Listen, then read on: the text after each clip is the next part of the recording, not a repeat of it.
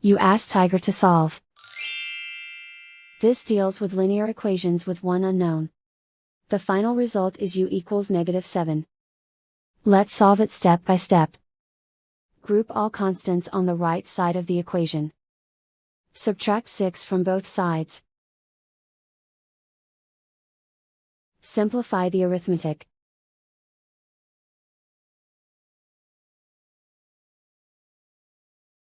Isolate the u. Divide both sides by -5. Cancel out the negatives. Simplify the fraction. Move the negative sign from the denominator to the numerator.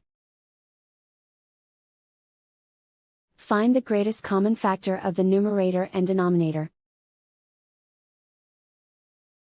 Factor out and cancel the greatest common factor.